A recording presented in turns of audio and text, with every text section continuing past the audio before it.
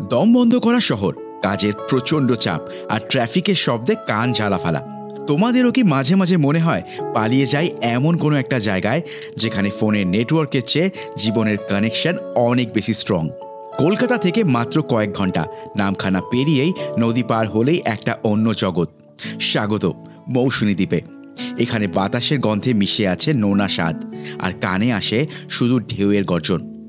মৌসুনীতে তো আমরা আগেও এসেছি, কিন্তু লটারি জেতার মতন একটা পারফেক্ট রিসর্ট কজনই বা খুঁজে পায়।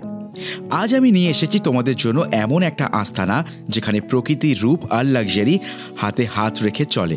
পরিচ্ছন্ন এসি কটেজই হোক কিংবা সমুদ্রের একবারে কিনারে প্রিমিয়াম টেন্ট, এখানে কমফর্টের সাথে কোনো কম্প্রোমাইজ করা হয় না। সাথে থাকছে বিশাল সুইমিং পুল, যেখানে ডুব দিলেই সব ক্লান্তি ধুয়ে একদম সাফ। আর বাঙালি ঘুরতে যাবে অথচ খাওয়া দাওয়া রাজকীয় হবে না, তা আবার হয় নাকি? ব্রেকফাস্ট থেকে ডিনার মেনুতে পাবে খাঁটি বাঙালির আবেগ।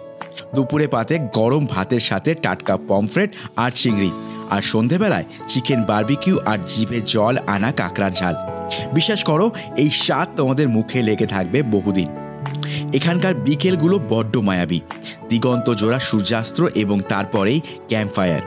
খোলা আকাশের নিচে বন্ধুদের সাথে গান, আড্ডা আর গরম গরম বারবিকিউ চিকেন। শহরের কোলাহল এখানে তোমাদের স্পর্শ করতে পারবে না। এখানে এলে মনটা নিজের মতন আকাশ খুঁজে পায়। অনেকেই ভাবে মৌসুনী ফ্যামিলি প্লেস কিনা। এই রিসর্টে 24 ঘন্টা সিসিটিভির নজরদারি আর ভদ্র পরিবেশের গ্যারেন্টি আমি দিচ্ছি। পরিবার হোক কিংবা কাপল, নিরাপত্তা নিয়ে নিশ্চিন্ত হয়ে যাও এই প্রকৃতির মাঝে।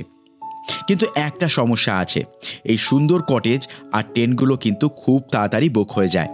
তাই দেরি করো না, মিস করো না।